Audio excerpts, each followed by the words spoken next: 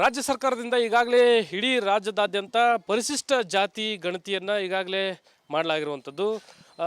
ಒಂದು ಕಡೆ ಏನು ಈ ಅಧಿಕಾರಿಗಳಿದ್ದಾರೆ, ಈ ಜಾತಿ ಗಣತಿ ವಿಚಾರದಲ್ಲಿ ಸಾಕಷ್ಟು ಅವರು ಮಾಡಿರ್ತಕ್ಕಂಥ ಕಳ್ಳಾಟ ಈಗಾಗಲೇ ಬಯಲಾಗಿರ್ತಕ್ಕಂಥದ್ದು. ಈ ಹಿನ್ನೆಲೆಯಲ್ಲಿ ಧಾರವಾಡ ಜಿಲ್ಲೆಯಲ್ಲಿ, ಅದರಲ್ಲೂ ವಾಣಿಜ್ಯಗಿರಿ ಹುಬ್ಬಳ್ಳಿಯಲ್ಲಿ ಯಾವ ರೀತಿ ಪರಿಶಿಷ್ಟ ಜಾತಿ ಗಣತಿಯನ್ನು ಪ್ರಾಪರಾಗಿ ಮಾಡಿದಾರೋ ಇಲ್ವೋ ಅಂತಕ್ಕಂಥ ಒಂದು ರಿಯಾಲಿಟಿ ಚೆಕ್ನ ಮೂಲಕ ನಿಮ್ಮ ಮುಂದೆ ಬಿಚ್ಚಿಡುವಂಥ ಪ್ರಯತ್ನವನ್ನು ನಿಮ್ಮ ರಿಪಬ್ಲಿಕ್ ಕನ್ನಡ ಮಾಡ್ತಾ ಇದೆ. ಸದ್ಯ ನಾನೀಗ ಹುಬ್ಬಳ್ಳಿಯ ಏನು ಕೃಷ್ಣಾಪುರ ಓಣಿಯಲ್ಲಿದ್ದೀನಿ. ಇಲ್ಲಿ ಕೆಲವೊಂದಿಷ್ಟು ಮನೆಗಳಿದ್ದಾವೆ.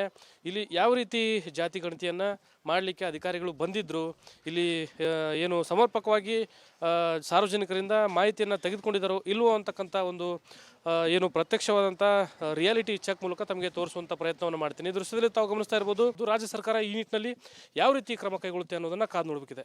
ಕ್ಯಾಮ್ರಾ ಪರ್ಸನ್ ವಿನಾಯಕ್ ಪೂಜಾರಿ ಜೊತೆ ಪ್ರಕಾಶ್ ರೇವಟ್, ರಿಪಬ್ಲಿಕ್ ಕನ್ನಡ, ಹುಬ್ಬಳ್ಳಿ.